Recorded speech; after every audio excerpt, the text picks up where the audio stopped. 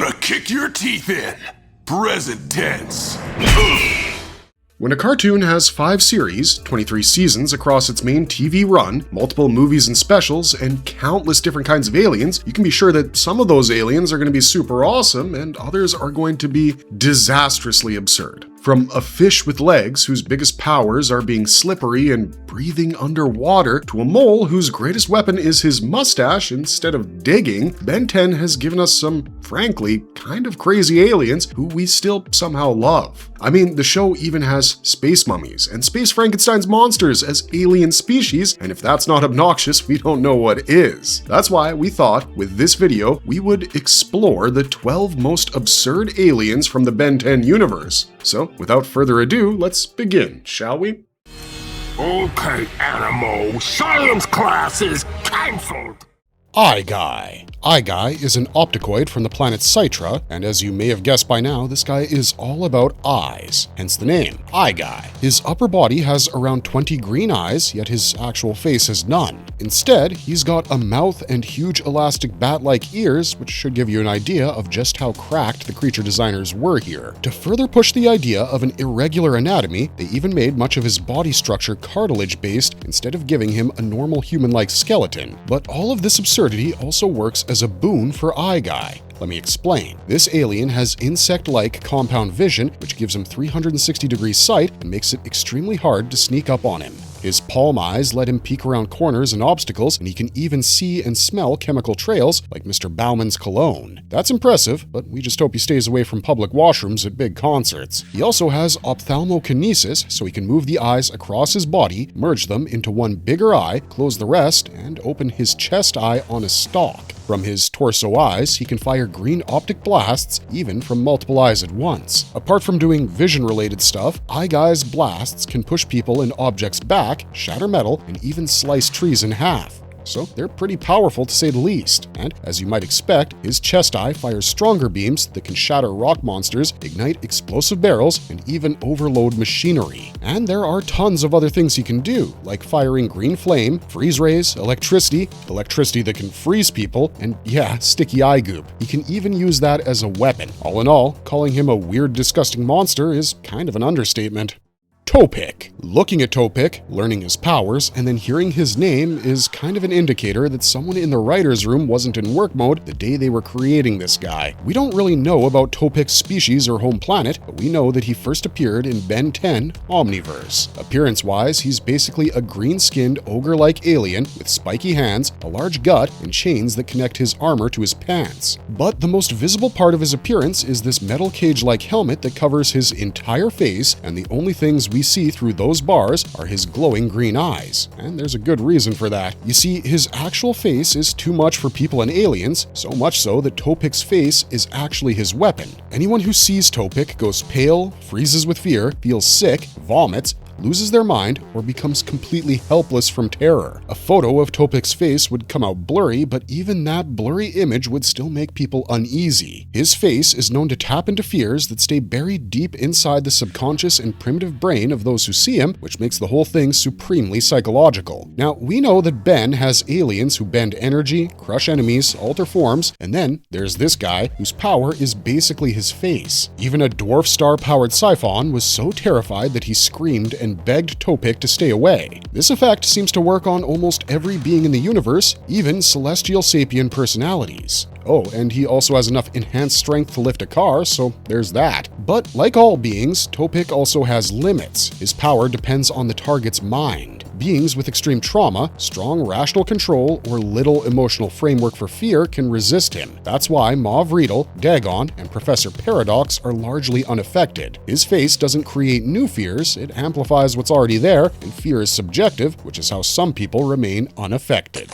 Mole-Stache. Mole-Stache is literally a mole with a weaponized mustache, and that's what it is. Honestly, we think it's awesome. Mole-Stache's species is unknown, and so is his home planet, so what do we know for sure about this mole with a gigantic mustache? Well, Mole-Stache's mustache is free-form, and it works almost like an extra set of limbs. It kinda reminds us of Allie from Gen V, the soup who could manipulate her pubic hair to do random-ass stuff. And kinda like her, Mole-Stache can stretch his mustache, shape it, and turn it into whatever might be the need of the hour, be it a rope, a hammer, or a propeller. It's like Green Lantern's ring, but for mustaches. Furthermore, he can wrap enemies with it or form hands, and when in really dire situations, he can also catch drafts or carry himself around. In fact, he's even used his facial hair like a parachute and has spun it like helicopter blades to fly. Additionally, Mole-Stache's ridiculous power comes with a high magnitude. Mole-Stache's mustache can lift trucks and trees, yeah, but even without relying solely on the mustache, his little body is strong enough to carry a Ravana gander in his bare hands while he flies. And if someone cuts or shaves the mustache off, it very quickly grows back, so even the one obvious weakness he should have isn't really a weakness. When we first saw this guy, we really thought his superpower would be digging because, I mean, he's a mole, but nope, it's just the super mustache, his elevated vocabulary, his stereotypical gentleman manner, and his big ol' words.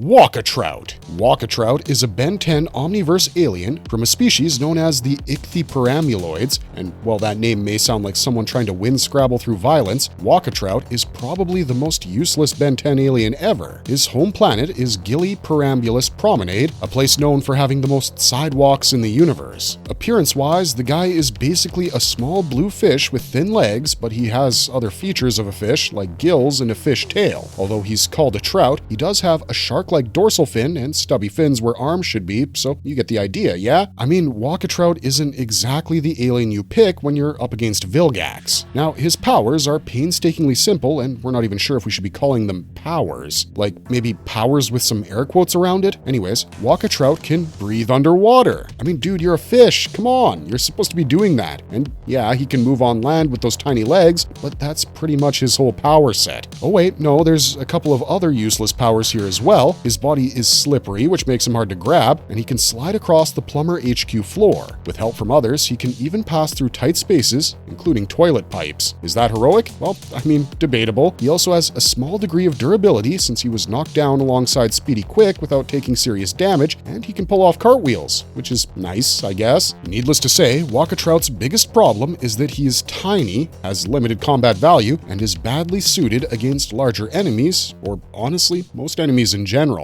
The Worst. The Worst is a Ben 10 omniverse alien from a species called the Atrocians, and his home planet is atrocious, so you probably already have an idea how this is gonna go. He's small, round, yellow, and blob-like with stubby limbs and a sad little face. Also, he wears green underwear with white stripes and has several animal-like body features. He has elephant-like feet with 3 toes, bear-like hands with 3 blunt claws, and wart-like bumps on his forehead and arms, so maybe being named the Worst isn't really the worst thing about him. Now, the crazy part is that his power level is actually insane. The Worst is nearly indestructible and is practically a sink for incoming damage. He can survive energy blasts like Exoskull's laser, extreme heat, and even lava. That's because his soft, malleable body absorbs impact, and also he has natural resistance to poisons. In the show, Rook later explains that Atrocians are indestructible, but that doesn't mean they don't feel pain. And as for weaknesses, he can be possessed by Ectoneurite, and time rays from a Chronosapien or a Cronian can age him to dust, although that would take a while due to all that dead skin and callus. No wonder Ben avoids this form.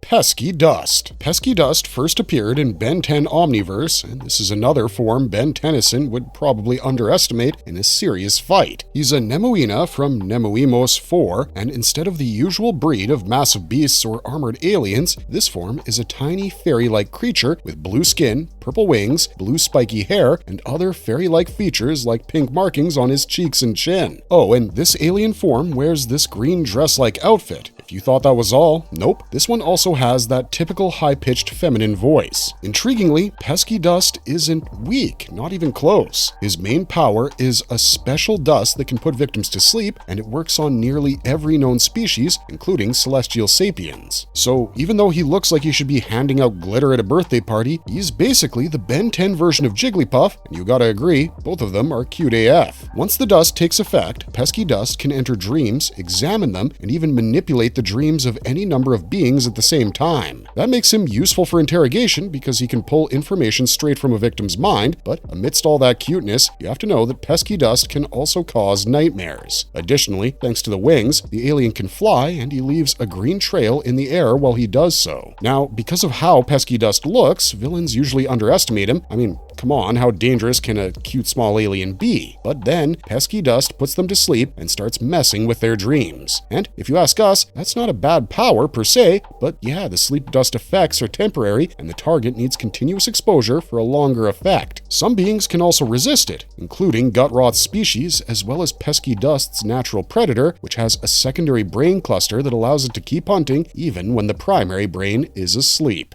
Snare-Oh. Snare-Oh first appeared in the original Ben 10 series, and as you can probably see, this is basically Ben's space mummy form. He's a Thep Kufan from Anur Kufos, and as can be expected from a space mummy, he has the pharaoh-style headdress and a body wrapped in bandages with no visible body underneath. That's because the bandages themselves are the body. So yeah, Ben has access to an alien mummy species. Like, can you imagine what the show is trying to tell you there? Somewhere out there in the Ben 10 universe, there's an entire species of aliens who are like our Egyptian mummies. I mean, I respect the confidence. According to the cartoon and its lore, there's a planet of mummy-like beings with Egyptian-style designs, sarcophagus imagery, and curse-adjacent powers. Snare-Oh can generate a steady supply of bandages from his own body, extend them up to around 30 feet, and control them for all kinds of uses. He can wrap enemies, grapple them, lift objects, move objects around, and even detach bandages after he traps someone, permanently restraining unfortunate souls. For instance, they can restrain Formungosaur, who combines the strength of Forearms and Humungosaur, or Snare-Oh could simply use his bandages to form a solid wall for protection. This body gives him access to a lot of different escape options as well.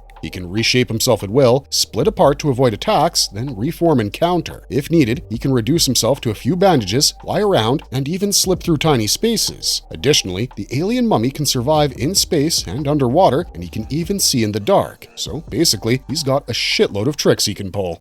Frankenstrike. Why should Ben 10 stop with one universal monster? That's why we got Frankenstrike, who's a Transyllian from Anur Transil, and yes, the name is doing exactly what you think it's doing. So after the space mummy, this one's a space Frankenstein's monster, complete with green skin, stitches, neck bolts, a flat top head, and massive electrical coils on his back. These guys come from a planet that's probably like Transylvania's sci-fi cousin. As for Frankenstrike, he's got those biometallic conductor coils that have the capability to produce and control bioelectric discharges as powerful as lightning. And these blasts are so potent that they can punch holes through a spaceship. He can add that electricity to his punches for extra damage or shock enemies through physical touch. Additionally, he can also cling to metal surfaces and use his electrical powers to power up machinery or overload parts of technology. Larger Transyllians like Frankenstrike can punch through brick walls and literally rip apart steel. Durability-wise, Frankenstrike can take full-power plasma beams from galvanic mechamorphs and ectoneurites, walk through bullets, and even withstand tank shells. Transyllians can also resist extreme heat, as Dr. Victor proved when molten steel had him trapped, and they can heal from severe injuries, even ones that seem fatal. Bloxx. Bloxx is a segmentosapian from Polyomynus, and his whole body is made from individual red, blue, and yellow block pieces. And it's not like skin that resembles blocks or even armor with a block pattern. His organosilicon body has segmented, hardened, quasi-organic polymer skin, which basically means Ben has an alien who's made of construction toys, or you could say that this guy is a space Lego alien. I mean, sure, why not at this point? We've already seen space mummy aliens and space Frankenstein's monster aliens, so why not Lego, right? Anyways, in his default form, Bloxx looks like a gorilla built from mostly red and yellow bricks with some blue ones mixed in. He's also got these black lines and studs all over his body, and he has stubby feet and huge hands to help balance his shape. And since he's made up of these building blocks, his main power is of course shape-shifting. Also, since his body is made from so many rearrangeable blocks, he can turn himself into all kinds of useful structures. He's formed a wall, a catapult, a slide, and even a dome before. for. If parts of his body break apart, he can reform them right away, which makes him far more durable than you may think initially. He can also create more blocks from his own body whenever he needs to grow larger, build constructs, or change into a bigger structure. Bloxx can detach parts of his body on purpose to escape certain situations, and he can stretch his arms across great distances without adding extra blocks to them. He used this to move across several buildings while chasing the Skriget, and he actually caught up to it, so yeah, Block Gorilla has range. And if that wasn't enough, Bloxx can turn his hands into Bloxx lobbers and fire explosive blocks as projectiles. Ball Weevil. Although his species and home planet are unknown, Ball Weevil looks like a small yellow insect-like alien with a beetle or weevil-like appearance. He has 4 thin legs, black eyes with green pupils, a beak, and a big antenna. His main power is plasma ball generation, hence the name Ball Weevil. This little guy can spit round, green, sticky balls of plasma, and these things are pretty dangerous since they can absorb matter or energy and then explode either on impact or whenever Ball Weevil chooses to set them off. The size depends on how much matter the ball absorbs, so the larger the ball becomes, the bigger the blast gets. And if you thought the power stopped at simple exploding spheres, nope. Ball Weevil's plasma doesn't always need to take a round shape. He can also fire it out as a controlled stream, almost like a rope, and use it to tie up an enemy. That plasma is strong enough to hold even a Tetramand for a limited period of time, and you may know that Four Arms' species isn't exactly known for delicate baby strength, so we'll give Ball Weevil his due here. He also seems fairly strong for his size, since he once stopped one of his giant plasma balls while it was moving at high speed. He's also decently durable, as he can survive his own plasma ball explosions and get back on his feet afterwards, but his greatest physical pro should be his agility. He can even roll on his own plasma balls, do flips, scale walls with ease, and jump to impressive heights, plus his plasma balls can even float on water.